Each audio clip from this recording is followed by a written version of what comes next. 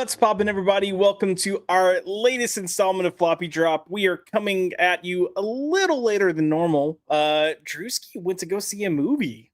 Yeah, went to the motion pictures. Went to go The see a motion picture. You went to the silver screen. Silver screen.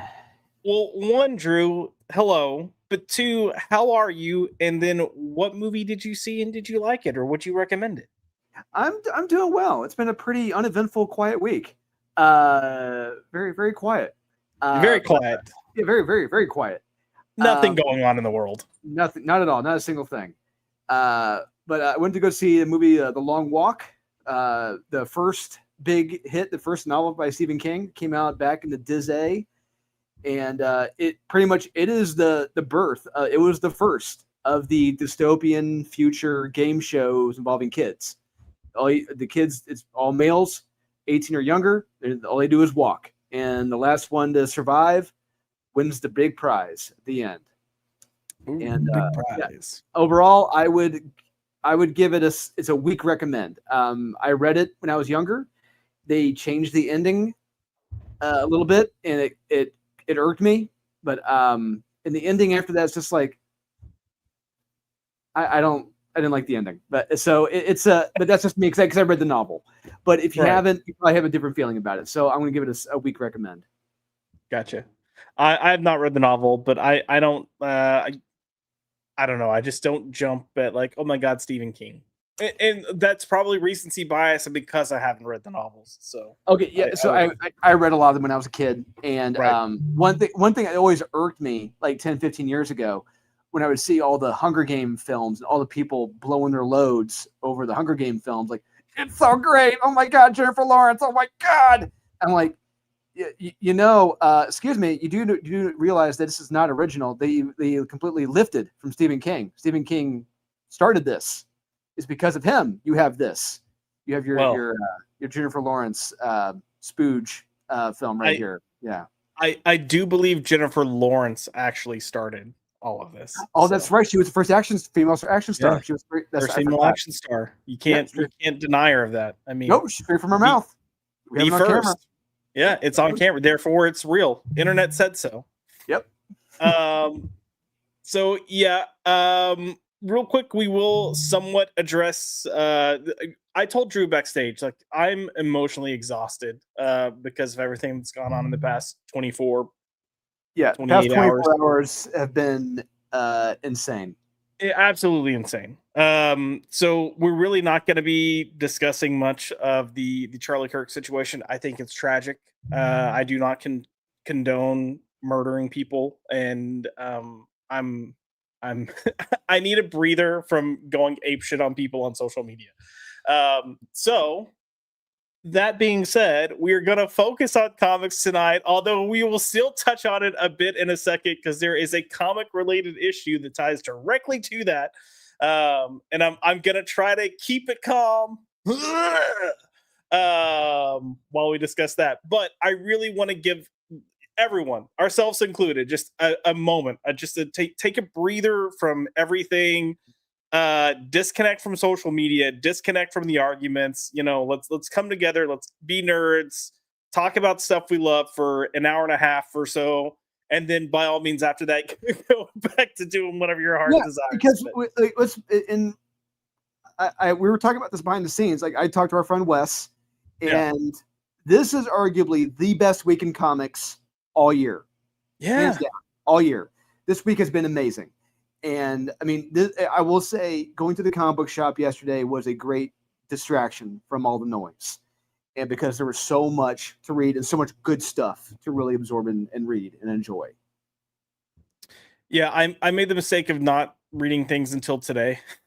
So I probably should have started reading yesterday, but I was just, it wasn't happening. But before we get into this week's books, I do want to pull up a little something here, because Drew, I believe we are in the final days of Naughty and Nice: The Return by Clayton McDonald, and we're sitting nicely. I keep saying we. It's just I'm excited for you. I'm not involved with this book in any way. I'm just here with Drew, so it's you're with me, we. But it's the royal we, the editorial we. You know what it really is? It is, I think it's all the years of management that I've had where I would always discuss things as like we're in this together. Like, how can we fix this? How can we do that?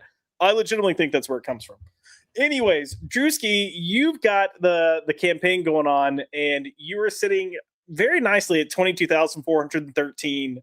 Still looking to get to that 25 though, because we want we want the I want those bookmark. bookmarks. I want that damn bookmark. I want a pack of bookmarks right here next to me because I read voraciously. I'm reading everything. I'm reading something new every day, and I need Yeah. bookmarks. And please help me get my bookmarks. All right. Indeed. Help me get my bookmarks. I think it'll happen. So just as a quick reminder, we've got how many days left? We have less than 2 days, 46 hours. Okay, 46 hours. So 46 hours left, less than 2 days. I'm really trying to hype this up to at least 25K because I really would like a bookmark. And then the plan is to have a closeout stream, correct? That is correct. I've already double checked with Wes. Saturday evening from 5 p.m. Eastern till about 7:30 Eastern. Aaron and I are hosting the closeout stream on Thinking Critical. So once that stream gets set up, we're going to have some guest stars, maybe some more guest stars from the previous show. Maybe we have some new ones, whoever wants to come in and hang out with us. But yeah, join in on the stream, hang out with us in the chat, talk with us about Naughty and Nice. Bring your questions, bring your grievances, bring your concerns. Just want to make it a fun chat. I'm going to do what I can to sell you on this book and this series. Can I ask a question now? Absolutely. Why did Naughty get shocked face tattoos on her boobs and hoo-ha? She wasn't expecting that. You know, okay. Just imagine you're out somewhere. And there's a strong wind. There's a strong brisk wind, and it's just like, whoa, what happened? What happened? I can't explain the weather sometimes. It's just crazy. No. But I will say this is I mean, clearly it's a sexy book, but there's a lot of fun action, and you're bringing in a lot of story elements that potentially was not there in the first iteration. You're 100% correct. And so this past week, I've had I was going to save it for Saturday, but I'll say it here. I've had various readers read certain chapters of this, because a lot of these elements, there's a lot of plot elements in this that hit really close to home for a lot of people. A good portion of people in America hit really close to home. And I want to make sure that it felt real, it felt true, and there was a great degree of verisimilitude, and that you were feeling the pain, the sadness, the anger, all of it. I want to make sure you're along for the ride. And it's like everyone who's read it, they are all in on this. So I'm like, okay, we're on to something here. We got a winner. I think we got a winner here for this series. Nice. Well, I do have the link pinned in the comments, so if you haven't backed the book, go check it out. Check out the covers. There are tons of covers there for you. So go check them out. See what's gonna what strikes your fancy, and then give this book a nice little back. And are there any new covers for this last 48 hours, Drew, or no? So they added a mystery drop, surprise drop for the last 72 hours. It was a EBAS triple cover set. Okay. Yeah, it was I think only 20 copies, only 20 bundles. And gotcha. As of yesterday, they sold through half of them. I don't know how many are left now. But wow. Yeah, so people love EBAS. EBAS is a great artist. He knows how to draw the ladies. And EBAS. Ladies. So, just looking at the numbers, EBAS and Draxgal, those two had the best numbers so far. Oh wow. Ka-choo, man. Well, I'm excited for you, and I'm excited to see how these final 42 hours shake out, or 42 hours, 28. How long are we? 28 hours? 48 hours. 46. Buddy. It's gonna be a day today. 46 hours. I'm gonna get the number right at some point once I stop scrolling and pay attention. I'm excited to see how things wrap up, and I'm excited for the closeout show. And just already, I mean, where you landed versus where your goal is freaking awesome. So congratulations, Senor. Thanks, man. Yeah, it's a great feeling. That's all I'm gonna say. Heck yeah. Well, before we get in, let's say hello to the chat real quick. As I said, I do have the link pinned in the comments. We do have Gavin here saying, I have a feeling Josh is coming out hot today. I think I'm going to be relatively reserved. If it was yesterday, it probably would have been hotter. Yeah, so I was supposed to stream with Vaughn yesterday because he's got a book out, and I just had to tell him, dude, I'm sorry, I apologize for this, but I am not in the headspace to lead a stream talking about a book. So we're looking to reschedule that because Vaughn's been asking for a while, and my schedule's just been erratic. Yeah, you're like that lady on the court in the show at jury duty where she's like, I can't even, it means I can't even. I can't even.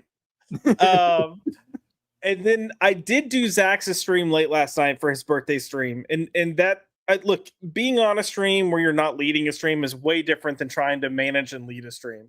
So I was able to do it there, but we spent like most of that stream just discussing what had happened. So I got a lot of venting out there. So if you want to see some of it, you can go check out Zach's channel, or go check out my Twitter. My Twitter is like, I went a little crazy on there with stuff, but well deserved.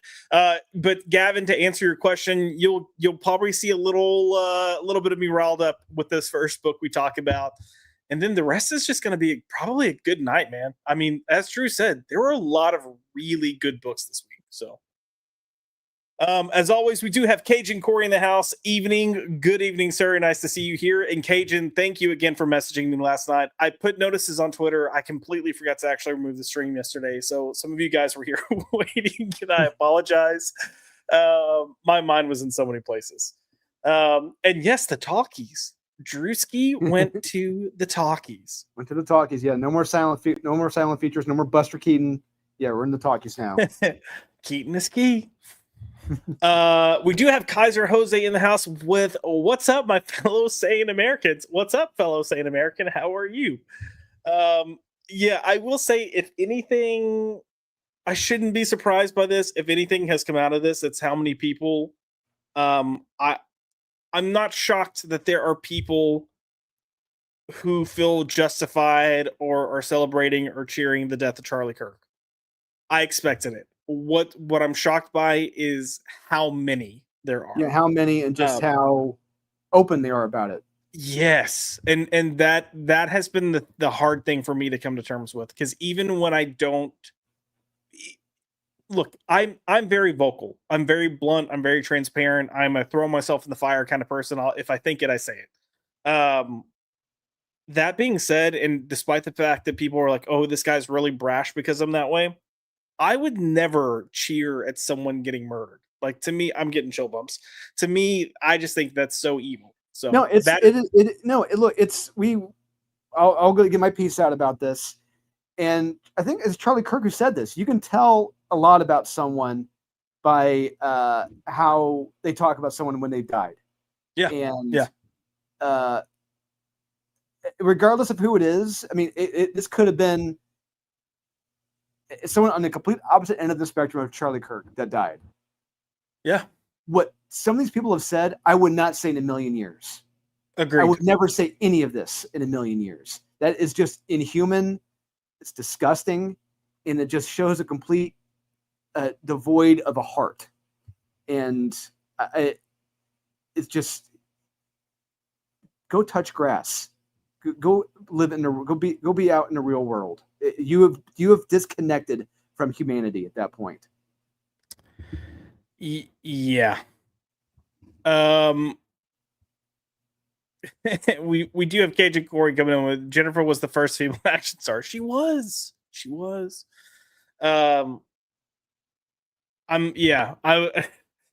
in the house. I was looking up something Salty had sent me. That's why I was a little distracted. Cajun Corey, Gray Rack, total moron. Yes, talking about Jennifer Lawrence. But Salty put, while it shouldn't be surprising, the utter filth and malice of creatives in current year comics is breathtaking. Yeah, we're gonna definitely talk about that here in a second. And I will say this, good for I'm not on Twitter, so I don't know how many more are saying it on Twitter, but I'm hopefully a lot of them are keeping their mouth shut about this. Yeah, a lot of them. Well, it's honestly, I'm seeing more people on Twitter that are in the comics field be quiet. Blue Sky is like a cesspool of retardation. It has really turned into the Mos Eisley Cantina. Oh yes. But Salty said, Salty did say I DM'd you on Patch Zurcher. So Patrick's, look, I've had and Salty mentioned like Patch in the DM he sent to me. He's like, Patch is the guy that is doing Solomon Kane's, worked on Conan stuff. I spent quite a bit of time talking to Patch Zurcher a couple years back because he was doing Silencer and I was covering Silencer when I was still at Batman News. And I will say every interaction I had with him, it was always pleasant. He was always kind. And I think he's immensely talented as an artist. But even back then, he would post things on social media politically that I was like, ugh. But I do think this potentially takes the cake. So I'm just gonna pull it up real quick. So this is I have not seen what Patrick said. This is my first seeing this. Yeah. So Patch Zurcher posted on Twitter saying, regarding that Yankees post memorializing today's dead, racist, misogynist, and all-around dickhead.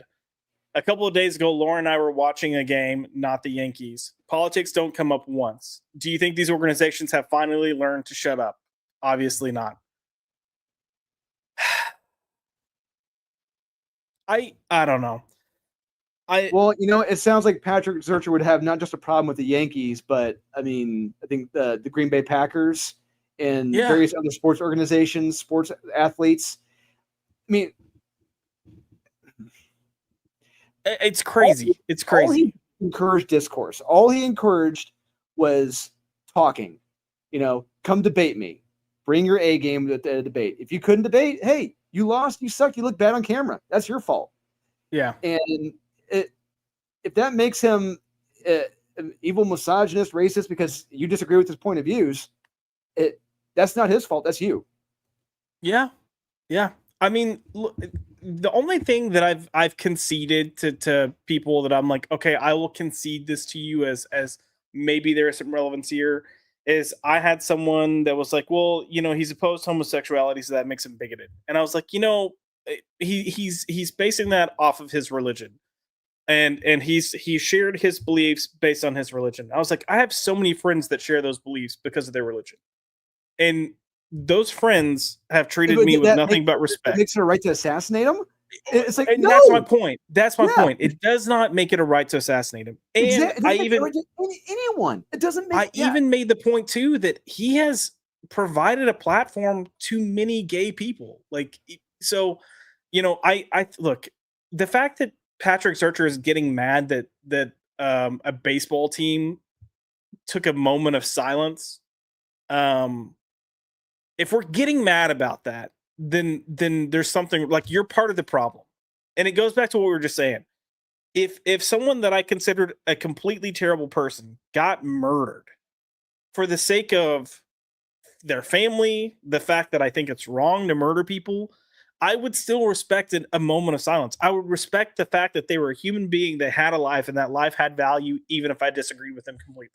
100%. It's a human life. This was a father. This was a husband, a younger man. He was only 31.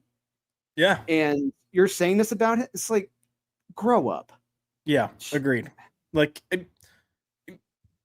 we used to live, I know it's going back to Bambi, but we used to live by this motto: if you don't have anything nice to say, then don't say anything at all. And, I think it's one thing if you're providing a critique of something. Like, we're going to talk about some books tonight. Almost everything's good, but there's a few that we're going to, but we've lost this idea of just general respect for each other.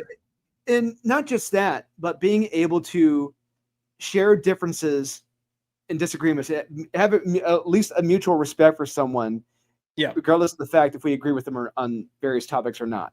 That is right. That is almost gone now. It's either all or not. There is no agreed. Yeah, there's no compromise. There's no middle. There's no middle ground anymore, and that is terrifying. I think it's become so polarized, and people have gotten so stuck in their echo chambers and just believing what they hear. And that's not to say that there's not some truth in what you hear, but a lot of times there's a lot of exaggeration. Now, So what you would know, probably we can do it. what many shocked Patrick Zurcher and others is that it sounds like if you were to talk to anyone who knew Charlie Kirk, anyone who knew him, they said like he was a great guy. Mhm. Almost every single person, even everyone from Joe Rogan, Megyn Kelly, Steven Crowder, politicians, athletes, they all said he was a great guy. And it's like, look, that says more about you than them. Yeah. I think the people that knew him, whenever you're in a position like Charlie was in, he wasn't a politician, but he was, politically adjacent with what he was doing. You will have people do the fake nice. You'll have people that like you, but you'll have plenty of people that say something kind about you, but they don't care about, and you can tell. Charlie had people that genuinely cared about him, and you could tell by the number of people that got emotional. Oh, Megyn Kelly, especially. She broke down. She broke down. And keep in mind, this is someone that hated Trump for the longest time. So you got all these people like, oh, it's all these Trumpers, and she's come to respect Trump quite a bit because of conversation. Here's a prime example. Megyn Kelly and Trump did not get along. Go back to like 2015, 2016. Those two hated each other. They got into a room with each other. They had a conversation. They learned to respect each other. They've had multiple conversations since. Yeah, and speaking of which, grown to really like Bill each other. Maher and Trump. Bill Maher and Trump. So, I just, if you're gonna say something shitty about a dead person, maybe just keep it to yourself. Yes, exactly. Especially if they were murdered. It's like in the Utah governor, he was assassinated. This was it's a straight up assassination, and it is terrifying. But you bring up another point, Josh. It's like I almost want to pull. I think it was Tom Sawyer, where he just goes to his own funeral and wants to see what people say about him. Just like what would someone honestly say about me at my own funeral? Indeed. Who would be the ones that really stick with you, and who would be the ones who didn't? For sure. Died? I will say I did kind of break my own rule. We ended up falling into the Charlie conversation, but we are gonna run through the comments real quick, and then we'll get to this week's books because we'll kind of do speed sessions tonight. But we do have Zach's in the house with Joshy and a heart. What's up, Zach's? Happy birthday, Zach's, officially, since today is your actual birthday. We have Gavin in the house. Unfortunately, I've not read most of my pulls yet. Punisher was my only read so far. Been waiting too long for a good Frank book. Okay, so I will say, Gavin, we didn't get to Punisher, unfortunately. Yes. So let us know, did you like it? Because I've been hearing solid things, and I'm crossing my fingers and hoping for the best. Same, yeah. Zach's did deliver 5 gifted memberships to PBC. Thank you, good sir. I appreciate that. And for that, we will do this. Who wants to hang out in a blanket fort with grown men in tiny underoos? Hello.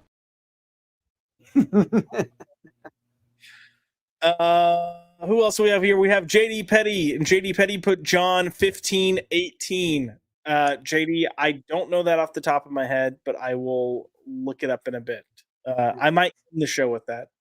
So we've got JK in the house with DC makes me feel dirty, and I'm not sure I want to keep giving them my money or time.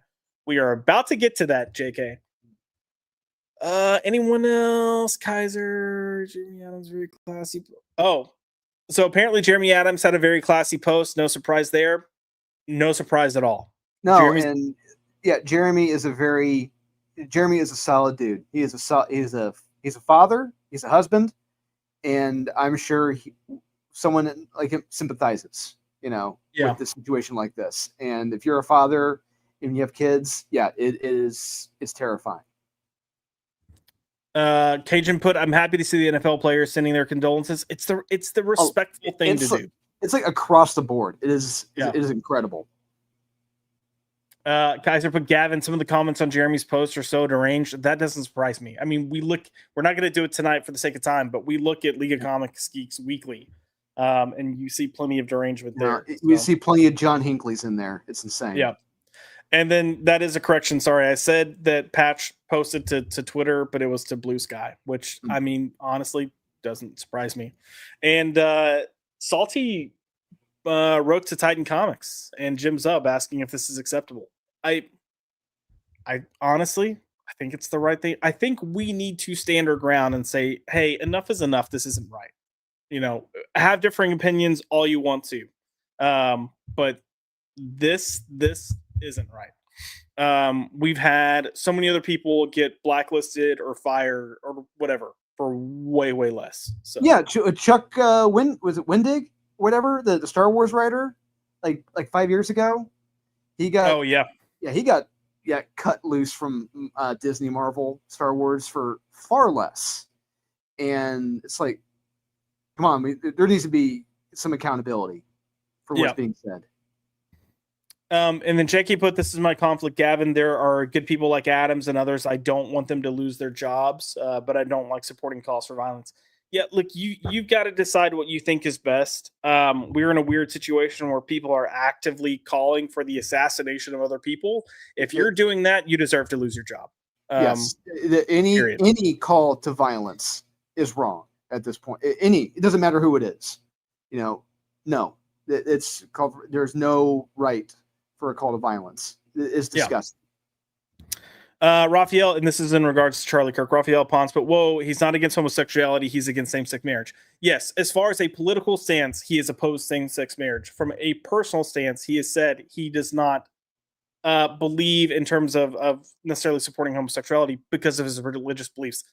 I'm okay with that. I'm not offended by that. I think that is perfectly fine, perfectly viable. And that's why I made the point. He's treated every homosexual he's come in contact with respect. He's treated them like human beings. You've had some gays get up there and say, like, hey, like, I'm conservative, but I'm gay. I live my life this way. And he's blatantly said, I applaud you for that. Like, so I'm not saying he's hating. That's where I would disagree with Charlie Kirk and be like, hey, if you want to get married, and as long as you're paying the same taxes that I am, you know, if you're paying everything else, go right ahead. That's what I care about. Right. Yeah. And then Salty's coming in. No, we have lost it. They do not have it. Stop humanizing those who dehumanize. Yeah, I mean, fair. Yeah,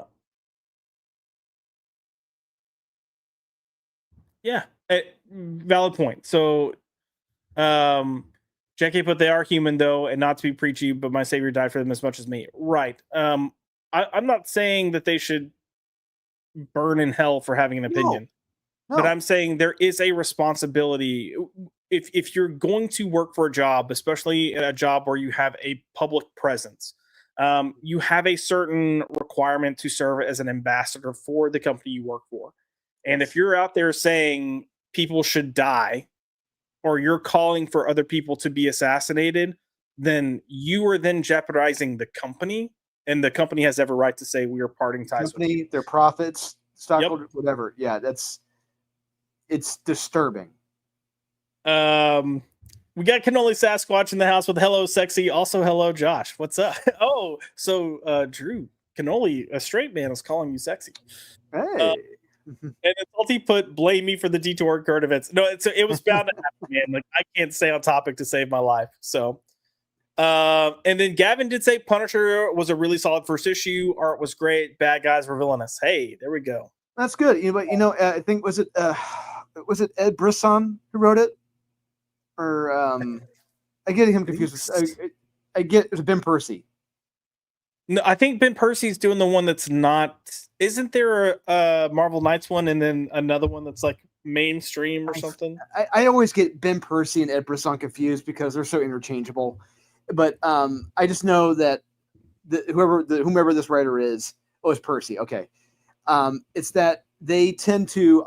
Let's put it bluntly. They tend to blow their load in the first issue or so, but then after that, it's just coast. So I'm not surprised the first issue is great, but we'll see what happens in issue 2 or 3. SP Card fan put, I know I've overreacted, but I did remove all DC from my pull list. Tired of DC's hiring practices. Yeah, we'll touch on that. That's your decision. Yeah. And then can only put, it's disgusting how so many video game developers, voice actors, and comic book writers and creators are celebrating this.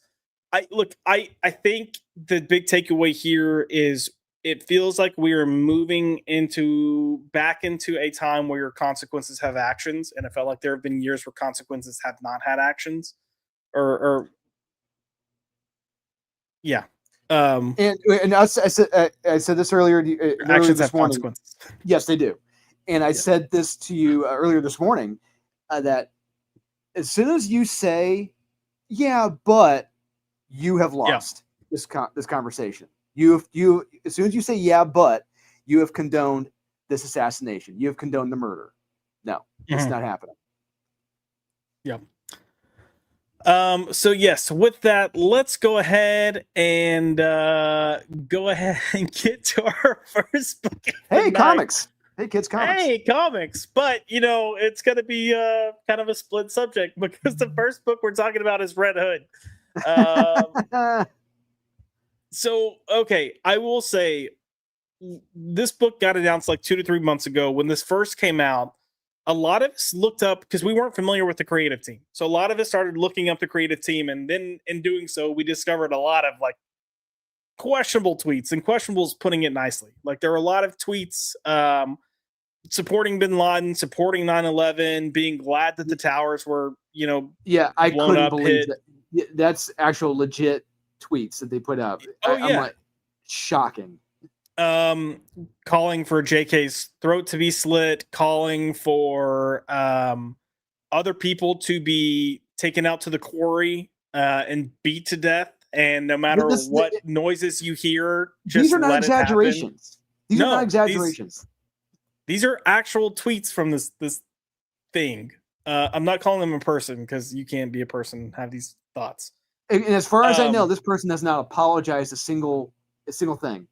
No, this person has rallied the likes of people like Alex DeCampi to come in and shake their finger at the comic industry. Oh, Alex DeCampi. There's no shocker there from Alex DeCampi. Not at all. Not at all. Hey, someone else that contributed to someone being murdered. How about that? Hey, shocking, right? Yeah. Once I saw that Alex DeCampi was doing this rally today to get everyone to go support Gretchen, I was like, fuck you and fuck off. Like, I expect nothing less from you.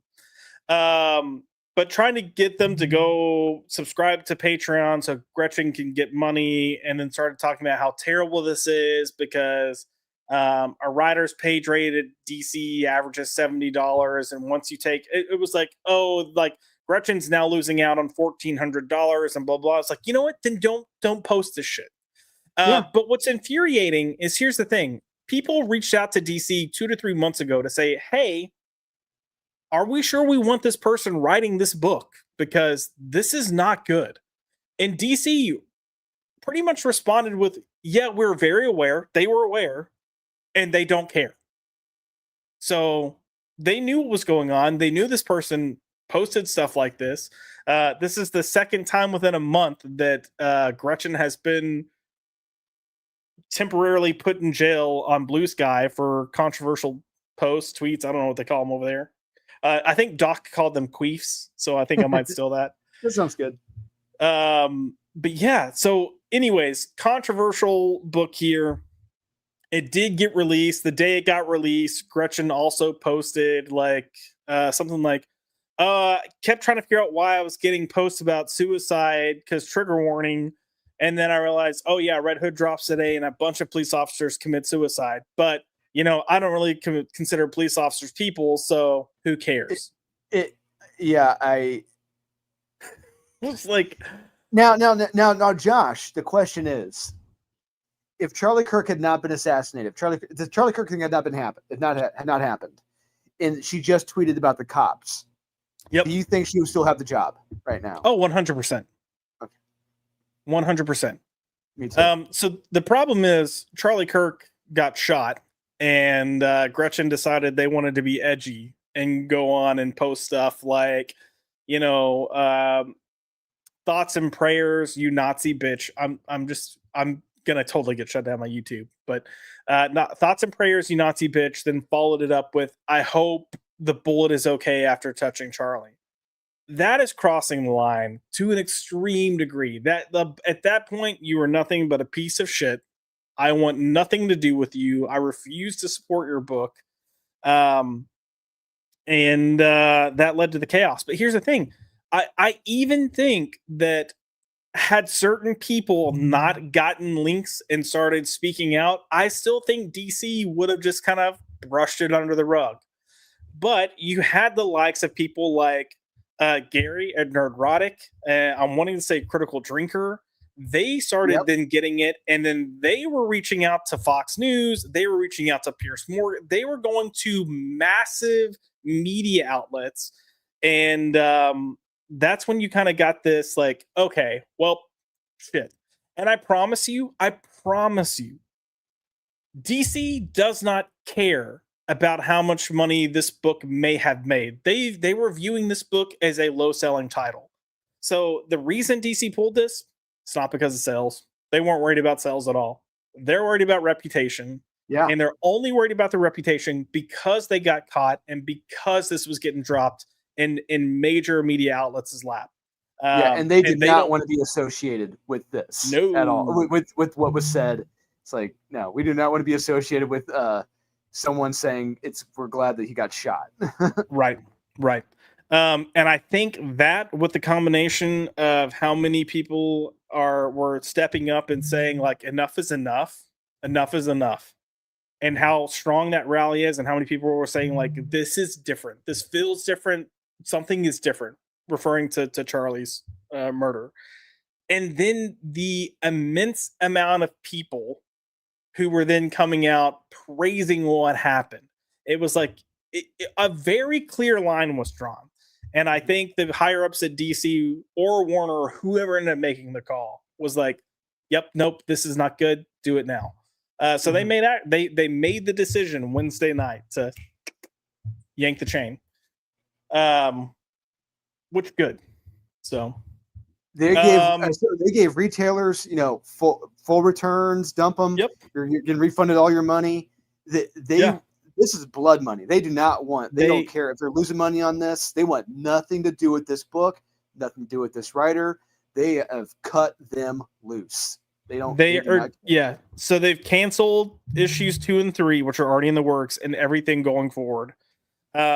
Retail shops are getting refunded not only for issues 2 and 3 that they ordered, but also all of issues 1. So even if they sold issues, they sold them, great. Here's a paycheck for everything you actually ordered as well. So I mean, you know what, retailers, congratulations, you're getting a little bit of a break that you deserve. It's really nothing, but yeah. I will say, did you happen to read this? I did too. I read this. I will say, I'm a huge Huntress fan. I think everyone here knows that. I jumped on reading this out of just pure curiosity because I wanted to see what it was like yesterday morning before I was aware of any of the bullshit. I wasn't aware about the cops tweet. Charlie had not happened yet. So I jumped on this. I read this, and I'll be honest, I didn't think it was an awful book. I thought I would say it wasn't the worst book ever. I mean, we've read worse. Yep. It's a very mid at best. You know, I would say on a scale of 5 stars, probably 2.5, maybe 3, if that. I will say tonally, I think tonally, this is the right place to take Red Hood and Huntress. Like, if you're going to have characters that you consider anti-heroes that kill people, tonally, this is correct. Now, hire someone that's not a fucking lunatic and hire someone that is familiar with the characters and cares about the characters, and then you'll probably have a bomb-ass book on your hand. Yeah, there are some interesting ideas here. Yeah. There are some not so good ideas here. A lot of dumb ideas here. Agreed. A lot of things that are not logical. There are a lot of dumb lines of dialogue in this book. Yes. Shitty action sequences, but it's just one of those things where sequences. Yeah. They're terrible. Real quick, I was gonna say I really like the art, except for the action sequences and except for their eyes. Yes, look, there's just a lot of things where it just didn't make sense. It felt like the editor didn't do their damn job with this, and maybe out of fear they didn't want to deal with the headache of dealing with this quote unquote writer. But yeah, I do. Here's the thing. I love the character Red Hood. It's a great character, but I've always firmly believed, and I do agree with this approach, he would not be in Gotham City. All right, this would not be happening. But look, do you think Batman would allow the Punisher to be operating in Gotham City? Fuck no. The Red Hood is essentially almost the Punisher in Gotham City. He would not be in there at all. Period. Full stop. So yeah, him leaving the city, going to not New Orleans or whatever the hell it is. It's got to be not New Orleans. Sure. Okay. Yeah. New Orleans-ish. Yeah. You got a guy made up town. Yeah. Some French Creole white trash person talking like Gambit the whole time. That's very flippin' annoying. Yeah. But it was also like they blew their load with that character because they introduced him. And I was like, oh, they're probably going to do something interesting with this character. I was thinking over the arc. And then within one issue, you have the character introduced as an ally. The character turns on Red Hood and then gets killed. And I was like, well, that was a freaking waste. What? We're only getting one issue anyways. So. Yep. You know what? So yeah, we wrapped up very neatly. One issue. How about that? Nice. I want to go through some comments real quick before we move on, because we're going to hit the rest of these books kind of fast and furious. But Salty did say I have all the Gretchen tweets if you want them, the obese piece of shit. I've got a few, but I might partner with you for the sake of having record. SP Card fan literally put it in the garbage. Truly do not want it in my home. Did some retailers. I sent Josh the video, but apparently got taken down. There were some retailers who were dumping their copies in the trash bins. Listen, I'm gonna be honest, because I literally almost have every single issue of DC Comics ever published that features Huntress, specifically Helena Bertinelli. And I was racking my brain if I should buy this or not, because I did not want to support this person, but I'm also like, I don't want to have all of my collection because I'm that much of a OCD nerd. I did not buy it. Wow. Yeah, I did not buy it. Yeah. So even for Helena Bertinelli, that's awesome. Helena Bertinelli, I did not buy it. So just let that say something. If you know me, you understand. Okay. If you know me, you understand. But I did not buy it. So if anyone has one that they're like, fuck this shit, and you want to send it to me, I'll take it. So I'll do that at the very least. But Salty Traveling Sea put Alex DeCampi is the reason Ed Piskor offed himself. 100%. Stated by Ed Piskor himself. Yeah. Yep. JD Petty put our comics better now. You should go ask your boy Zach. I think he might tell you. I would say comics for the most part. There are a lot of examples of great comics. Mm-hmm. Almost none of them are DC or Marvel. Salty put, you know who hired Gretchen for DC? Another transy that's the son and the of a Hollywood actor, John Turturro, and that POS Rob Levine. Yeah. Yep. I mean, you can find this stuff on League of Comic Geeks of who did what. Yep. And then I can't think of the editor-in-chief right now. I can't think of what her name is. Marie Javins? Yes, Marie Javins. Marie Javins has just been asleep at the wheel. So, like, people at DC are even saying that. And they've been saying it for like a year and a half to 2 years now. So, go figure. This is what happens. Kaiser Jose put, Kyle ripped this book on his review video. I'll be honest, I wouldn't have ripped it. I would not have ripped it. I've just been said it's a very mid book, you know? Yeah. I would have ripped it. We ripped the person verbally. They deserve a ripping for that. But the book, no, I wouldn't say it deserves a rip. Yeah, and I didn't watch. I don't know what his reasoning was behind it. I don't know if he read the book or what. But yeah, I thought the book itself was fine. Yeah. And then there's a comment coming up. I'll just address this here. Because JK put, let's be honest, DC decided to publish a book that dehumanized police officers, tweets or not. The plot wise, I don't mind what happened to the officers because it's No, not just there's something mystical going on. Like there's yeah, something and clearly Red Hood is trying to investigate it. He wants to know what's going on. So it's like, Right. okay, I can go on. It's not just there for the sake of being there. And Yep. it's Red Hood trying to figure out why this is happening. It's like, all right, great, cool. All right. And I will even say the police aren't written as being bad people, No, at least they're based not. on this first issue. So No. the only negativity around cops that came out of any of this was that tweet. And Yes. I say that tweet alone pissed me off. And I was like, why? And I went into this ready to be pissed off about how cops were portrayed, Yeah. and they were portrayed fine. Yes, there are cops that commit suicide, but I don't even call it suicide. It's cops that got murdered by some evil presence. And guess what? If evil should be evil, just like Gretchen is evil. Yeah, she's fucking evil. JD Petty put, is this punk rock kindness that he talking about in the DCU? Well, maybe punk rock is the real. Wait, maybe kindness is the real punk rock or whatever that line is. But yeah, good one. SP Card fan just back the Kickstarter of my DC money savings. Dude. Yeah. Thank you, man. That means I'm assuming you're a man. I don't know. Thank you, person. I appreciate it. That means a lot. Truly, it does. We're that much closer getting to 25,000. You will not regret this. Like I said, this issue is the opening gambit for the whole run coming up. So there's little seedlings planted, little plot points. You know, they're hidden in the story. They're coming up later on. So yeah. You're going to enjoy this. Salty put Red Hood is arguably the Punisher of Gotham and DC came to that thing. Yeah. Hey, even Chuck Dixon, who did most of the groundwork for Helen as a character, said he approached her as if you had to have a mix of Daredevil and Punisher, what would that be like? He said it. We had a full discussion about it on West's stream when he was on Thinking Critical 2 years ago, whenever it happened. So. I mean, that's where it's just, I have a hard time. I mean, that's where I really have to have a conversation with Chuck. Like, how can you see Batman operating in a city knowing there's someone who has these Punisher tendencies operating in your same city? How could Batman let that person operate there? Yeah. That's just me. I don't. Adam Frey put, look, I'm a Hulk completionist who bought Mark Waid's Hulk. Yeah, I know. We all make sacrifices to our characters sometimes. We all make mistakes. It happens.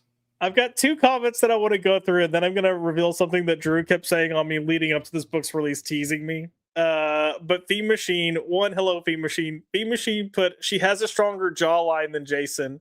And then JK looked manly to me, Fiend, in the previews.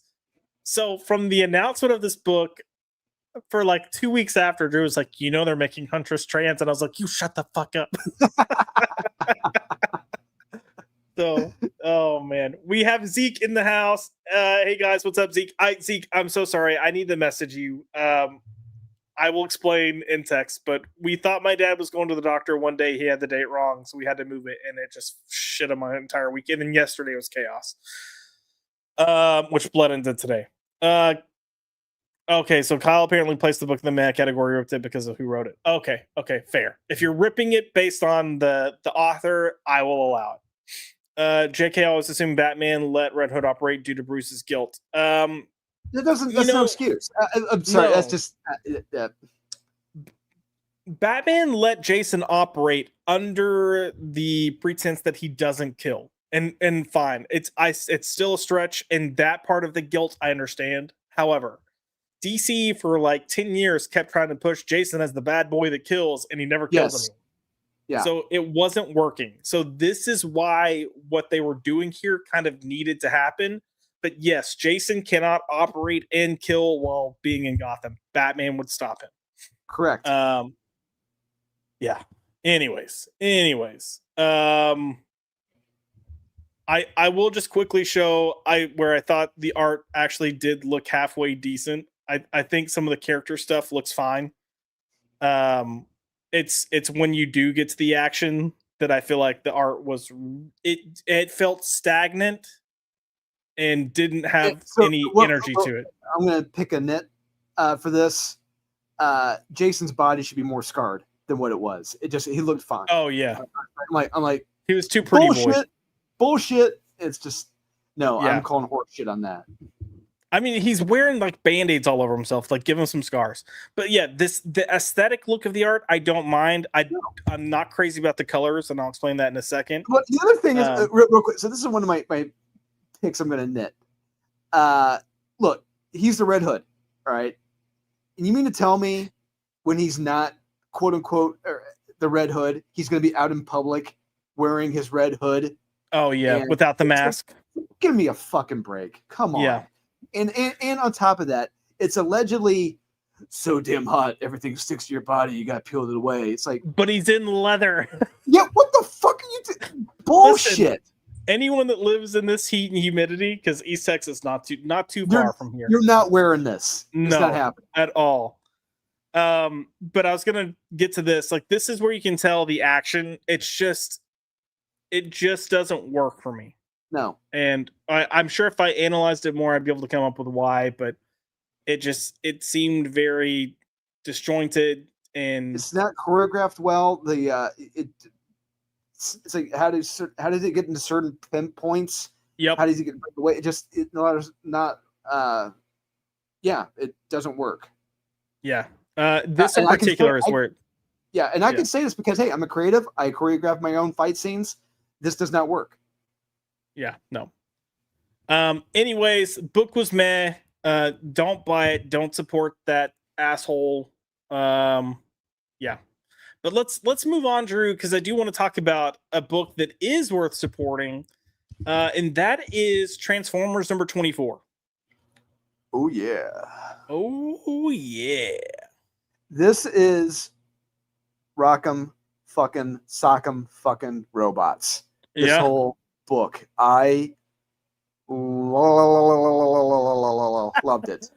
I was laughing so hard with your text where you sent the picture of page 1 and you're like, page 1. Because page 1 is this. Dude.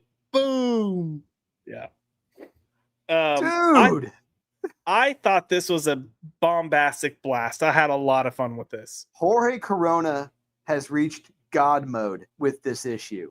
There are pages in this where it's just so damn beautiful and intricately illustrated that I can't help. I got to bow to him. This is a dude. It's just like I love this because I will say I was looking at this and I even looked at this frame and I was like, why does he look kind of weird here? And then I saw this and I was like, oh, that's why. So, yeah, I thought this was a lot of fun. I was really kind of worried about how they were going to wrap this run. Yeah, and there was a point in this where I did scratch my head. I had to go back and forward like 3 or 4 times. Yeah, it involved Starscream and the one massive Autobot. I'm like, wait a minute. Did I miss something? I'm not getting this. What happened? There are moments where it moves quickly, and they had to account for that in the art. You can tell. And I'm with you. I had to kind of go back and look at it closely. But I was still very happy overall with how this team wrapped up their run. There's a brutal moment too coming up. I mean, that looks brutal there. Yeah. Oh yeah. Oh, it's terrible what happens to Optimus. Yeah. But I was like, dang.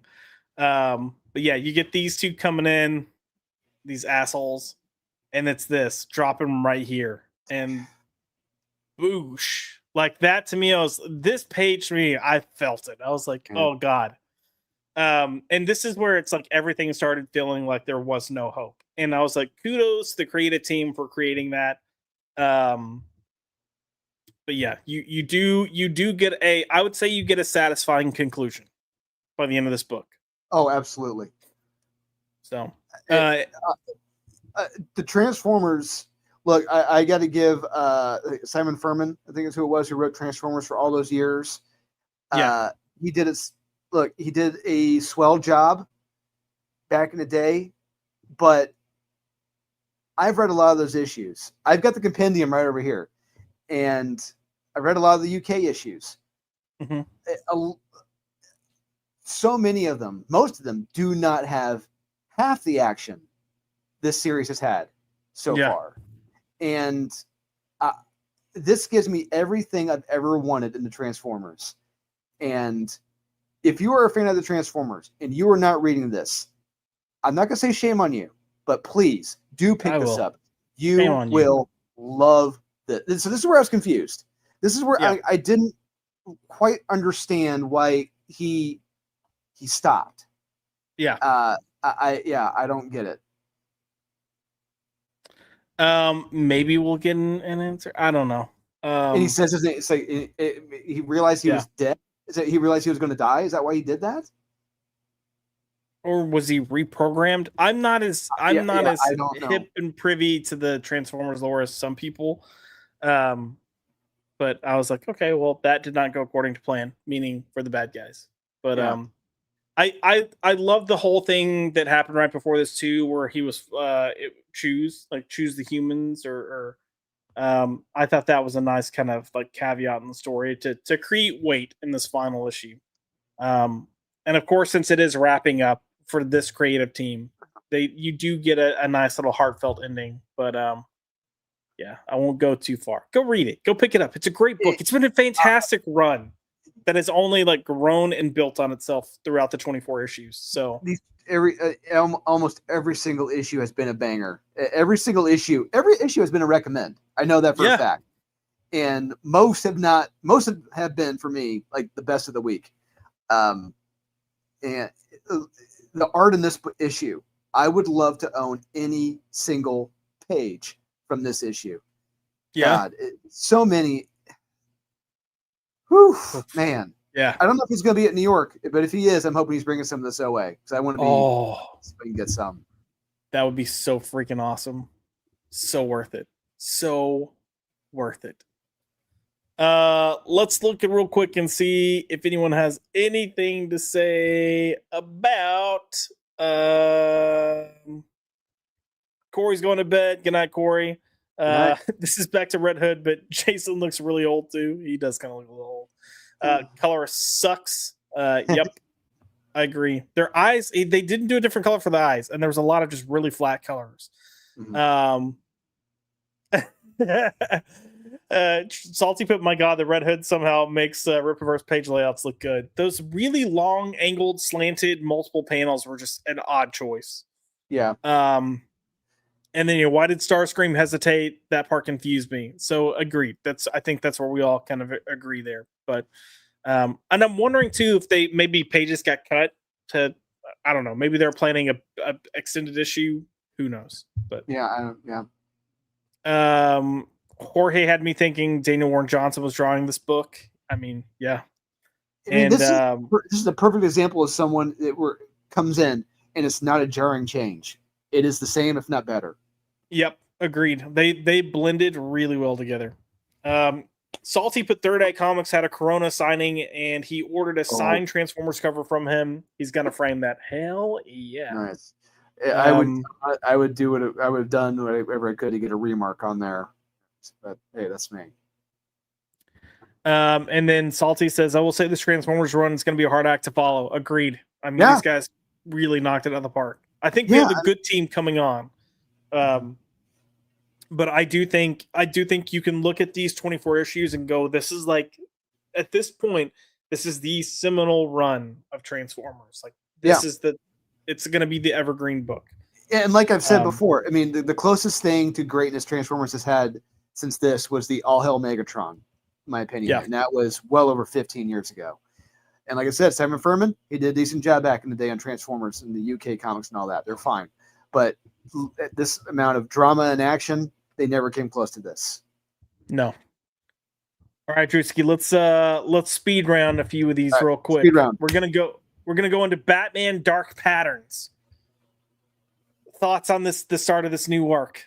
Hayden Sherman has reached God tier mode with his art in this. His layouts, once again, are the absolute best. He is the layout master right now, and I love this story. What they're setting up, it's blending well with the first two arcs, and I cannot wait to see what happens next. It picks up right after the end of Volume 2. That is a creepy ass mask. That is, I thought the same thing when I saw that mask. I was like, that's creepy AF. Yeah.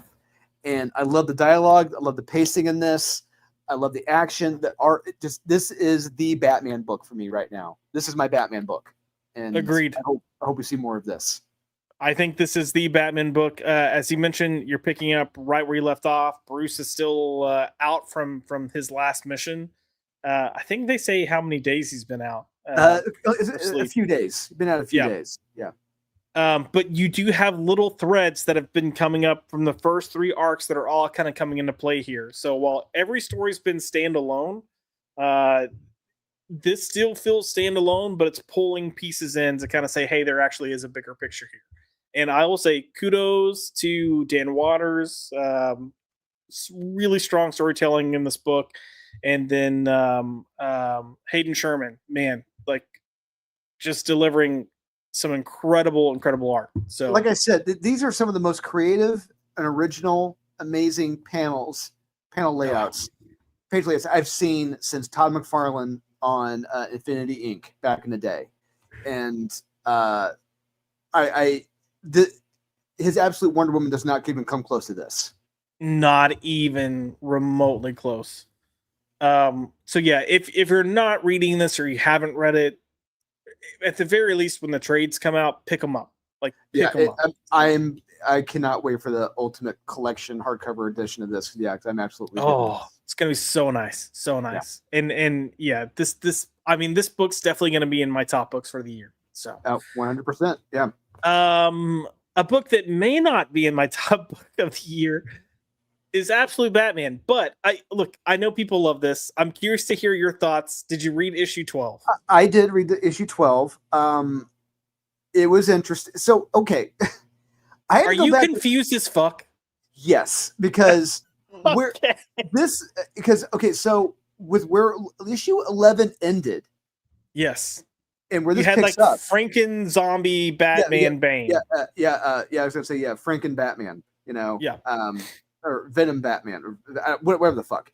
And it's just like, wait a second, he's back to normal, crawling through a sewer, and there's no caption box saying like 5 months earlier or two weeks later or whatever. It's like you're just thrown into this. I'm like, wait, what happened to Franken Batman? What the hell? What the hell's going on here? And he's like, you saved me, talking to Croc, and then they're having a little, tit for tat here. When did he? I genuinely don't know. I was I was reading all of this and I was super confused. And then you get to this stuff where I was like, okay, this feels like a flashback, right? Yep. And you finally get to a point where I was like, okay, now this feels like present day. But I'm like, was this the same Batman? Is this the same time? Is this the same moment in time as where this book started? Because I genuinely do not know. There's nothing from Scott Snyder. There's no caption bubble in here saying like 5 months earlier, 2 weeks after, 1 week after. None of that. There's nothing saying when this takes place. All you get is Alfred right here saying it's been 20 days since I found you collapsed on the floor of this place. But I'm like, I don't even know where we are right now. I can see that. Okay, this is post Bane doing whatever they did, but I'm still, also like, go ahead. That previous issue ended, and this picks up. It does not make a lick of goddamn sense. Nope. And then his face looks fine. Bruce had his entire fucking face crushed. Like, his whole body was torn up. Yeah, his arms were cut off. Like this to me, and this is what I haven't liked about this. This has been Scott Snyder doing shock value for the sake of shock value. It feels cheap. I don't like it. And then we just continue the thing that I've hated that Scott did in his original Batman run and is doing to the extreme here, where the world feels so small because everyone is so tied together. But now we're getting the villains as actually the Rogues Gallery's actual villains. Yeah, it's like pretty much everyone in this issue. Yeah, we see them turn into their rogue. It's like, oh, that was pretty quick. But it's because of Bane. Bane made every freaking villain, and I hate it. I don't like that idea. It feels small. Yeah, it's that Marvel Cinematic Universe thing where Tony Stark is responsible for every villain. Oh yeah, and every costume. Okay. But yeah, I mean, there's little moments here and there where I don't mind this book, and there are times where, like, especially the action, I kind of enjoy the brutality of it. Yeah. But then it's just like he can't help himself, and it's like, oh, wouldn't it be crazy if? And I'm like, yeah, no, man, don't. And even this, like, you got Riddler here with his brain exposed, and he's like, oh, Bane like cut off my skull, and I don't know. It's too much. No, I agree. It makes the universe incredibly small, and it's a lot of heavy fucking coincidence for that to be happening. Yeah. Yeah, I don't like that. And it's just one of those things where, okay, they're too busy thinking about if they could instead of if they should. Yep. So now I guess they're going to go after Bane, but instead they get surprised with Catwoman with a completely impractical large mask. Yep. And a whip that's made out of dominoes or something. I don't know. This isn't the book for me. I get why some people like it. If you like it, I'm not gonna hate on you for it. I think it's ridiculous and crazy and over the top, but the minute you think about it, it falls apart. Completely. It's like as they said in Red Letter Media, you may not have noticed, but your brain did. Yeah, right. You're right. We're gonna stick with DC for a second, but we're gonna go to Green Lantern Corps. Drew. Oh shit! I hit the wrong button. Hold please. I clicked stop sharing. I'm a professional. I promise. We're gonna do a Jeremy Adams back to back, so we'll start with Green Lantern Corps first. A pretty bombastic issue. A lot of kind of action going on here. Not just that, but Fernando Pascarin, I think is how you pronounce the last name. Pascarin, yeah. Holy man, we need to. I know he did a lot of issues on the Flash with Jeremy, but we need to see more of this guy. We need to see more of him on interiors. That page, how he draws the power battery, that is fucking amazing. I love it. And a truly talented cartoonist and artist. I love this stuff. Well, I mean, and this is the thing. I've had people who are like, I don't know, his faces are kind of weird from time to time. Like, oh, sure, fine, okay, I get it, I guess. But he does so much to make sure you understand your world building, where you are, what it's like, that the grandness, the depth, like all these things kind of come into play with him. He did a lot of work on Detective Comics during the New 52, and his art in those books were always fantastic and creepy at times, but this is a pretty freaking action-packed issue. It's good against evil in this. Yeah, pretty much, this is their war. They're going at it. They are going at it. And then you kind of get your construct monsters, which honestly, it's easy to say, oh, this looks goofy because of their colors, because it's based on the emotional spectrum for these guys. But if you really take a moment to look at these monsters, they are terrifying. Yeah. So there's a reason why they're behind the source wall. Yes. And I typically hate source wall type stories, but I didn't mind this at all. Yes, because we've been so used to someone like Scott Snyder who gets so incredibly deep down in the weeds, trying to make something completely indecipherable. But no, Jeremy Adams has it here. It's simple. It makes sense. It's like, okay, keep it simple and stupid. Let's go. Got it. Yep. Any thoughts on how this wrapped up? Like, is this the end, or do we still have another? No. It's not the end. We get one hell of a cliffhanger here at the end.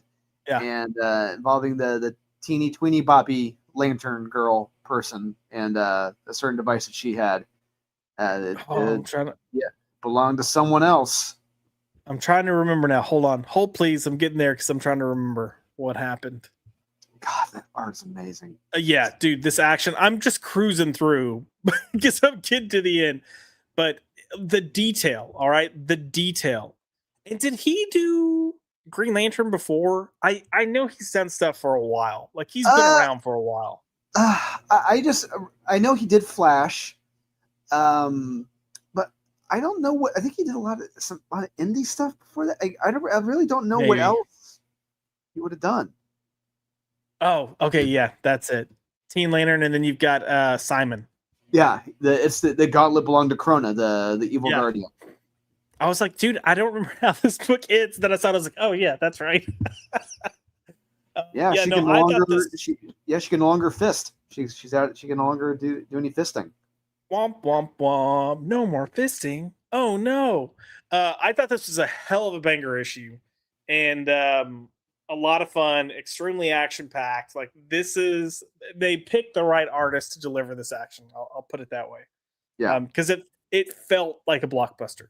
So sticking with Jeremy Adams, and I didn't respond as strongly to this issue. It's still fine, but Aquaman #9. It was. I thought this was a really good issue. You know, you're picking back up after the big fight, and hey, yeah, good funeral for Mera. But since now Aquaman is pretty much the god of the blue, he's he know he can feel. He knows the waters now. He's like, all right, I know the way home. So Aquaman is able to lead the way home for everyone. And yes, so yeah, I dig it. There's the daughter. Yep. I want to clarify too. Me saying that I wasn't as hyped on this issue isn't a knock to the issue itself. This issue, in my opinion, as it should, feels transitional. You feel like you're going from one story to the next because you are. Whereas with Green Lantern, you're at the climax. So yeah, for the most part. But yeah, I mean they're escaping. They do end up getting back to like, I guess our reality is the best way to put it. Yep. Yeah, back to our reality. Yeah. Yeah. And we see the Justice League, and we see Superman in action. Superman's been possessed. Right. And yeah, and we see that. So it's so much more than just with Superman. But I love how Jeremy has written Batman in this. His interaction with Aquaman and Superman. There's a very final panel. There's a one. It's the smallest detail. For me, Jeremy, I tell him this is the panel right here is my favorite one. If you go past the fighting and everything, when they're getting to their little verbal tete-a-tete, there's a moment where Batman just has a little suspicious look, like something's not right here. Like I'm keeping my eye on. That is my favorite panel of the book. I love it. Are you just gonna ignore that we have Lady Aztec here? Come on, Drew. Oh, Lady Aztec. Lady Aztec. Yeah, one of the best ever. Yeah. I was like, okay, that was interesting. Yeah. Yeah, let me try to see if I can find that panel where Batman's like, right here. Oh, no, nope. That's sorry. he's It's after all the fighting. Yeah.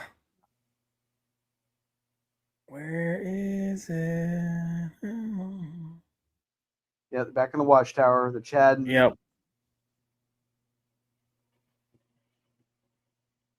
Yep, right there. Yep. That one panel back. I love that. Yeah.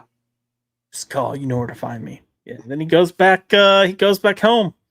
He makes a little water electric razor, and yeah, Beard's gone. That's right. Yeah, Beard's gone, and then he goes back to Mira, and you got Jackson High, or is Jackson High? Well, so he goes. He sees where Atlantis is. He says, "No, it's dead. It's not home anymore." But spoiler. You want to start the spoiler? Oh yeah, I mean, yeah. Spoiler alert! Spoiler alert! Bum bum bum. Like a little groundhog. Yeah, no, I thought this was a good issue. Like I said, it is transitioning kind of from one story to the new story, but good setup. I'm intrigued to see what else is coming next. So, likewise.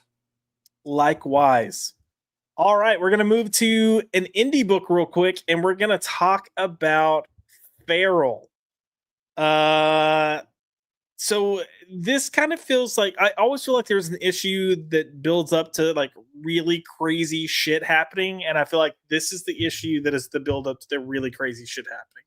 Is that how you felt? Yeah, this is where it really build up right here, and because we're going to see you're going to see the consequences of them getting a little curious in the pet store, and there is one line of dialogue in this that it's funny. It's kind of creepy at the same time. It's when the leader of the mama cat or whatever, she just says, one of our cat, I forget who it was, says to her, "You have plenty of food, you have toys, power, you have water, and all this.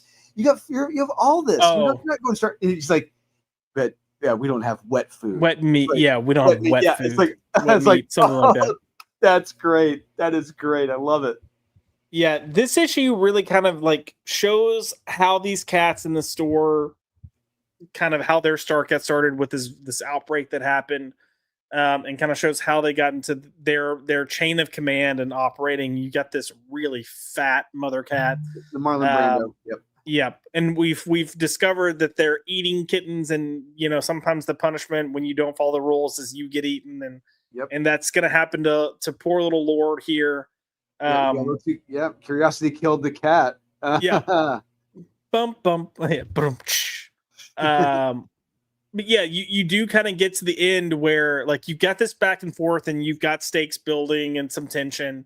But it's the end. Something happens that's gonna kind of like really flip everything on its head. Yes, and that's where I was saying like I feel like the next issue is going to be bonkers, batshit crazy. Bodies are gonna be hitting the floor the next issue. Yep. And I can't remember the dog's name, like the Rottweiler type dog. Oh, the one that's dead. Yeah, is he dead now? I thought so. I feel like the last time we saw him, they like looked out the window and he was just out there attacking all the infected ones. I thought he had turned. Oh, did he turn? I didn't think he'd turn. I'll have to go back and look. I could be wrong and could be missing it, but I just knew that he couldn't get in with them. And at one point, they looked out the window from the store, and he was just like having a grand old time fighting off the infected. I was like, "Yep, okay, that makes sense." But yeah, Feral continues to be an excellent book. Kudos to this creative team. I'm really excited to pick up next week or next month's issue because I think it's going to be bomb. All I'm going to say, if you thought I got crazy now, just wait. It doesn't. It's going to get even crazier, and it's going to be one hell of a surprise. Oh yeah, one hell of a surprise. One hell of a surprise. One more indie book, Drew, and I'm gonna let you kind of take this because I did not get a chance to get to this, but Redcoat. Oh yeah. So this is probably my second favorite issue of Redcoat we've had so far. So yeah, it's August 24th, 1814. It's the War of 1812. So this is the day. Yeah, this is the day that the White House gets burned down, and Rook is there. He was hanging out in the cafeteria or in the White House, and I looked all this up. Oh wow! All these soldiers, the leader here, the British Army, he is real. That day, all this is real. This legit happened, and just Redcoat wasn't there as far as we know. But but then this lady shows up here in the book, and we're like who's this house lady person? What is she doing? And out of my way, fiend. yeah, and I'm like, what the hell is this? And he's like, yeah, what the hell is she doing? She's insane, but she's kind of attractive. Maybe see what's going on with her. I mean, there's a chance. But it's revealed what she's after, and she's trying to stop him. She's like, you're not going to stop me. This needs to be saved. Yeah, she's like, I'm trying to save the president. It's the portrait of George Washington. Oh. Now, this is twofold interesting because one, this did happen. This is factually correct. Dolly Madison, that is Dolly Madison, the wife of James Madison. Okay. She did factually save the Washington portrait from being burned in the White House. This did happen. And but the other twofold of this is that we know in this universe, this George Washington was more twisted than what was presented. So it makes it much more interesting here. I really dig this, and because Rook, Simon, he knows about the wickedness of George Washington, but Dolly Madison doesn't. But he's just realized I can't stop her, and but she realizes just how much this portrait means, how much saving Washington, how much this means for the country. Yeah. And just losing this means you could be losing the whole thing. Yeah. Yeah, I've got to catch up with well, not even catch up. I just got to read this issue, but I love this book, and I think Redcoat as a character really kind of helps make this too, because he's got that kind of cheeky irreverence to him. Yeah. But then like you can tell that Jeff Johns is having so much fun just playing with history. Yeah, and so the other fun fact in this, Josh, is that who's another creative involved with Ghost Machine that we haven't seen a project from, but who knows history? Brad Meltzer.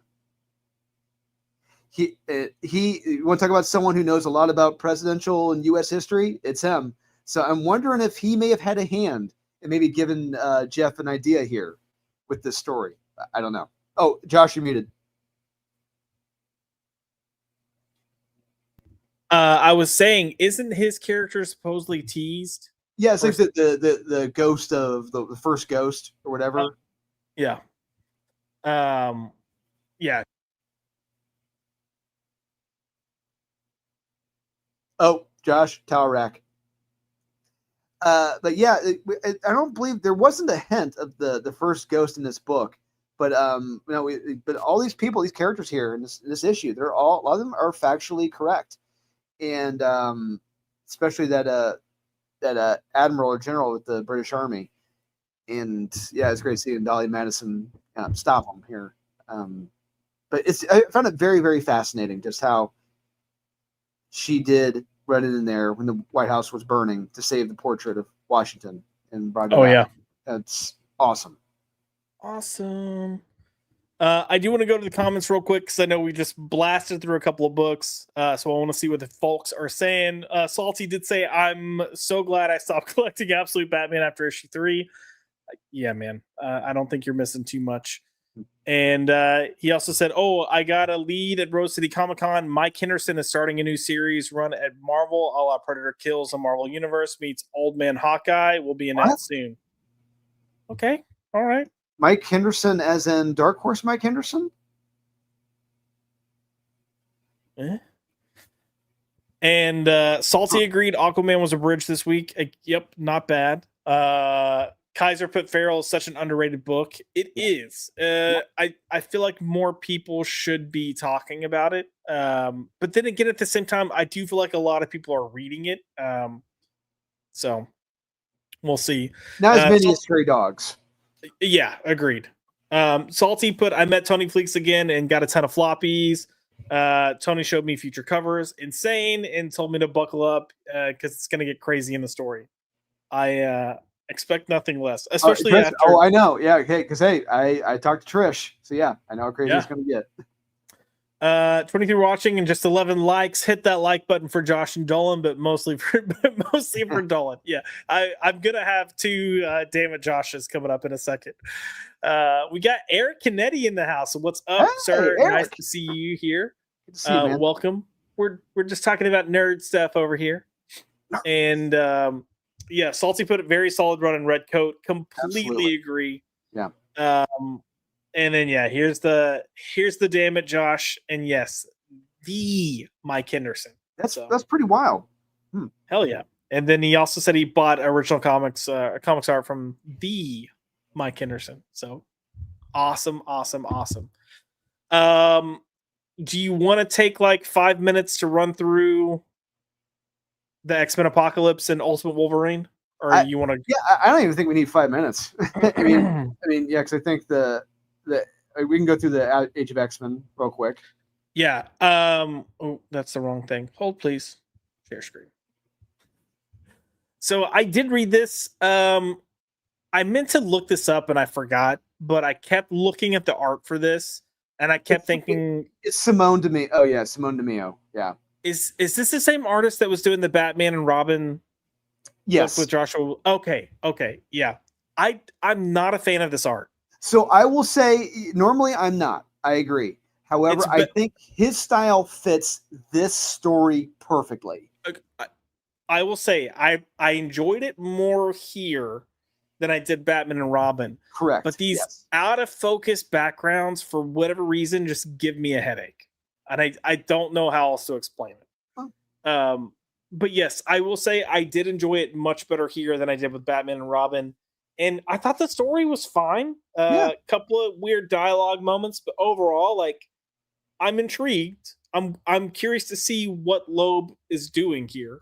Yeah, but it's just there's one thing that I just can't help but shake my head and laugh at. It's the fact that these jackasses still trust Mr. Sinister, and they're still surprised yeah. he's going to betray them. It's like his fucking name is Sinister. What the hell? Yeah, but in the current continuity, Drew, he's like all gay and chummy and stuff. Like, come on. I hate that. I will say I enjoyed this more than I've enjoyed the current continuity. So. 100%. I will say this: if the current X-Men titles were more like this book, they could be recommends. It would be fun. They would actually be like. I will say, part of my hesitation is I'm curious to see where they go with it. But I had fun reading this. Yeah, me too. So, and look, I know. Because you're kind of picking up from an Elseworld story, kind of where it left off. Well, yeah, because this picks up where Age of Apocalypse ended. Well, where it was. Well, so it ends with the nukes going off and the future's destroyed. Whatever, the world's destroyed. But in this, they're like, wait a minute, the nukes didn't go off. Why are we still here? What's going on? So that's the twist.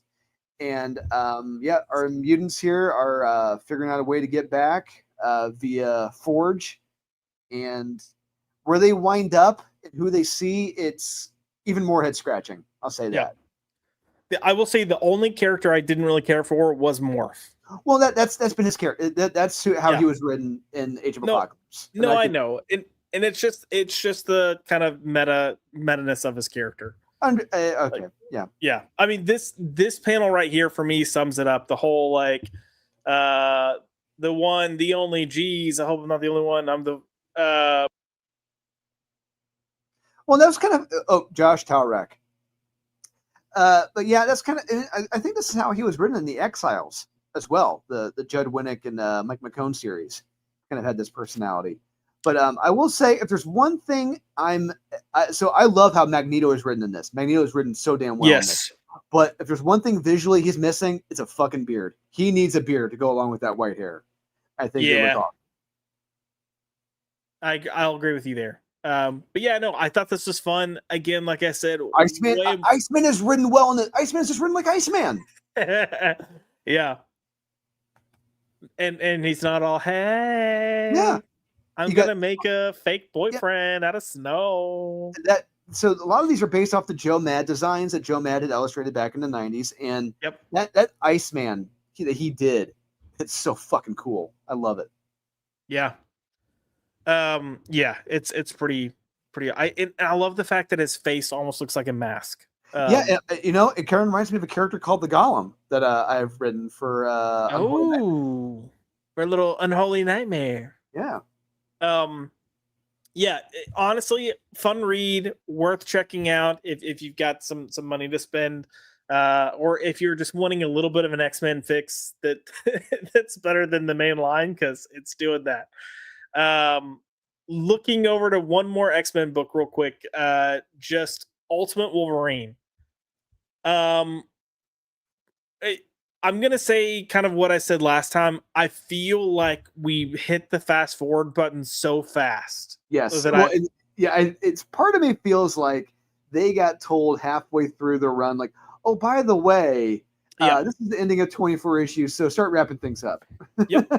Because we had that big setup and reveal of Archangel, and then we don't even touch on it here. Nope, nothing. It's just like, okay, cool, that happened. But you get these Sentinels getting introduced, and you get this weird thing where you find out, okay, they're using mutants and infusing them with the Sentinels. You get this crazy Sentinel with Scott's head in the torso. You know what it reminded me of? What? You remember, what is it? Future's End? Yes. Frankenstein. He had a black canary sewn to his chest. Yes, to scream. Oh my God. Lovely voice. I had forgotten about that, but yes, you're spot on. Look, it's an action-packed issue. It just feels like I just like, how did we get here? Because it does feel like they had to hit that fast forward button, and it went pretty quick. But it looks like they're rushing to a conclusion, like a wrap up. So I would assume we got like what, maybe 2 issues left, 3 issues, 3 issues left. I think 2. This is issue 22, right? This is 9, but I think there's going to be 12 for this. Oh, it's 12. Okay, yeah, probably 3 more. Yeah. So 10, 11, 12. Or maybe it's just 10. Because, I mean, even by the end of this, like, you've got Wolverine or Winter Soldier, like, going after the doctors. But yeah, here's the... is this supposed to be Iron Man, or is that supposed to be Havoc? I'm going to assume Havoc, because Yeah. I think that's the Havoc, because it honestly, it makes more sense symbolically where you got Cyclops and Havoc next to it. You got brothers. Right. So it just reminded me of the repul or whatever the the arc reactor. Yeah. But yeah, you got you got stomach face Cyclops here. I did not like the beams. The beams didn't even look like his beams, if I'm being honest. Let me see if I can find a picture of it when he's blasting. Oh, did I miss it? Oh no, it's coming up. Yeah, so like this is his beams. That's his beam blasting. You just can't even tell. No. And then I think he does. Yeah, there's too much other red, and it doesn't stand out enough to. No. So, anyways, it's fine. Out of all the Ultimate books, this is probably still my favorite. But yeah, it does distinctly feel like behind the scenes they had a plan and it got shortened quite a bit. So yeah, I guess if you've been reading it, might as well keep up with it. So Drewski, any final things that you want to talk about before we wrap up? It was Blue Falcon and Dynamite. I feel like I didn't see that, but that and Conan. I think those are 2 others that I read this week. Go ahead and start talking about Conan, because I know it's somewhere over here. Conan was good. This wrapped up the current volume. The story takes a very, very dark turn with these Medusa, dragon people. It gets very creepy. It has a very alien type feel to it in a certain page, and it takes a very tragic ending. But hey, that's par for the course of the Conan story. And I'm very curious to see where it goes after this, and where Conan's going to be after this. Because what's been great about a lot of the Conan stories is that you just plug and play. It could be like in the future, it could be in the past, under a certain alias. But how it ends here, it's like it's kind of tragic and it's shocking, and I dug it. In great art, I really dug the art in this. Nice. It looks like they actually removed it, so I will not be pulling it up. And then what was the other one? Because I know I did not read. Blue Falcon and Dynamite. Yeah, it was fun. So because I grew up watching a lot of those cartoons, and right. Blue Falcon and Dynamite, I dug it because I'm like, hey, he's kind of like Batman. He's kind of cool. But I read a lot of the ones that DC had done, and I didn't care for them. It just wasn't right. But here with this tone, this story that Jimmy's telling, it felt right. It felt good. And because it's weird where this takes place, because he is Blue Falcon, but Dynamite hasn't turned into that robot dog yet. So this issue is kind of like the lead up to him becoming the robot dog. We see what happens to his pet, his dog. Yeah. At the end of this issue, it's like, oh, damn. But it really gets you, and it's good. It's really good. And Blue Falcon, the character, he's a good dude, and good art, and what they're setting up. I hope there's follow through with it. Jimmy, yeah, he's ripping an interesting yarn here. So I'll be checking that issue too. Yeah, it's a good recommend. Oh, Josh Taurek. I was pleasantly surprised by it. I need to check it out. I wasn't seeing it, so I couldn't pull it up either. And then I saw that I didn't read it, so I can't say it's stupid. But what was that White House Robots romance? I'm not reading it purely based on that based on that title. It was Rockin' Robbie's pick of the week, man. I'm sure it was poignant and nuanced as well. I love it. I love it. Yeah, triple damn it, Josh. I know. If that was his pick of the week, clearly he did not read Transformers or Red Coat or Green Lantern or Aquaman or Feral or anything we just reviewed. Good Lord. I think he actually had that as his pick of the week last week. This week he put Batman, Absolute Batman, and I'm just like, shut up, sit down. Yeah, Blue Falcon. Blue Steel. Oh. No, I need to check out Blue Falcon. I'm not even familiar with that character. I don't know if I've ever read that character. So he was, you know, a Hanna-Barbera character like Space Ghost. There was really nothing before that, but DC had done like a few like one shots. Okay, I knew the name sounded familiar. I needed to pull up an image to see what he looked like, but yeah, I recognize the character now. So yeah, Lucio Prio did an amazing cover for this issue. Hell yeah. It is absolutely beautiful. Heck yeah. Quadruple damn it, Josh. I know. Just killing it over here. Was in Super Sons. Oh, maybe there was one or two issues with him. Super Sons. Oh, okay. Pull up my omnibus. And then Gavin put never heard of the character either, but Palmiotti has been great lately. So I've said this before, and I know sometimes Palmiotti can, you know, insert his foot into his mouth on social media. I really respect the guy. He's for years. He and his wife Amanda were way kinder than they had any right to be to all of us at Batman News.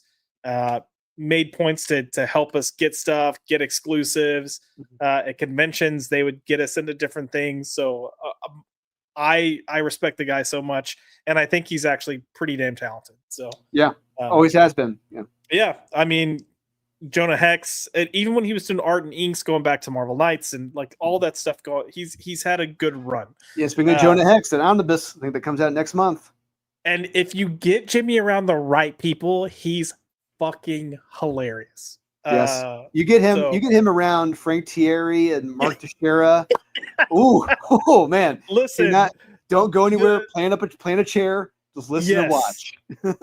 Because the New York and the debauchery just comes out. Like they don't give a fuck. They're gonna say what they want, and it's gonna be freaking hilarious. So yeah, kudos to those guys. I'll have to pick up that their work and check it out. But Drisky, as we wrap up, anything else that you want to say to close out the night? I just want to say thanks again to everyone who has backed Naughty and Nice, the return. And if you haven't, I hope you do. You only have a short time left, about 45 hours now, I believe. We just got a few more backers. We're at $22,500 some odd dollars now, which is outstanding. Hopefully, maybe we'll be at 23 by tomorrow morning. We'll see. But yeah, thank you. You guys will not regret this. Like I said, this has been well plotted out. Everything is well scripted. There is a plan. It's going to be pulling at the heartstrings. It's going to be action packed. It's going to have the whole gambit when you're reading the story. Hell yeah. And Drisky, if people want to find you, where can they find you? You can find me on Facebook, Dolan Waddick. You can find me on Instagram, Dolan_Waddick. And you can find me at New York Comic Con next month, where I'll be with the Comic Minute. Yep, along with Aaron Sparrow. Yep. Ooh, fun times. If you want to find me, you can find all the nerd stuff at BuyPopped on Twitter. I'll have a lot of comic conversations going on over there. I missed a super chat. I did miss a super. Salty, I'm so sorry. Salty came in with $2 for thanks for the show. Needed a break from it all, dude. I think we all just needed a break from it all, because man, like the past, it feels like it's been days, but it's literally just been the past 24 hours. It's been a lot. So I had fun kind of hanging out with you guys and just chatting and being nerds and, you know, shooting the shit, honestly, talking about comics.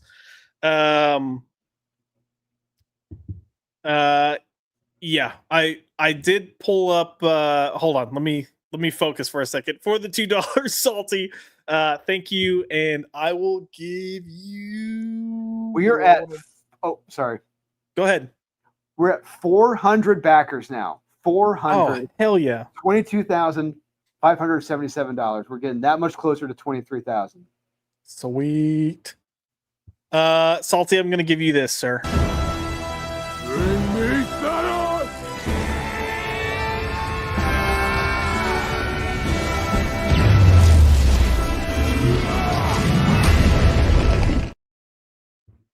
Oh, yeah. And I also wanted to bring up earlier, JD Petty put John 15:18. I did pull it up because I wanted to see what it says. And John 15:18 reads, "If the world hates you, keep in mind that it hated me first." And then this is that verse is Jesus talking with his disciples, serving as a warning, for following Christ. So very poignant and on point with what we're seeing in the world today. So crazy times, but I would say just stay strong in your faith and your values, and know you're doing the right thing.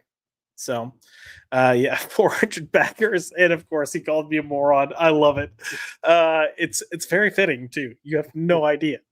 But like I said earlier, if you want to follow the channel, follow me at @ByPopped. We are typically here Tuesdays and Thursdays. And then if you want to follow me directly and see what other kind of bullshit I'm getting into, at Joshua L. McDonald, you will see that the past 24 hours of my personal handle was a complete tirade of me calling out pieces of shit on Twitter. So anyways, thank you guys for coming in. Like we said, it was a nice just change of pace to do something to get our minds off the chaos and come together and just be nerds. So thank y'all, chat. It's always a freaking blast hanging out with y'all. I appreciate y'all coming here to just hang out with us every week. It's a ton of fun, and we will see y'all next week. Have a good night. What?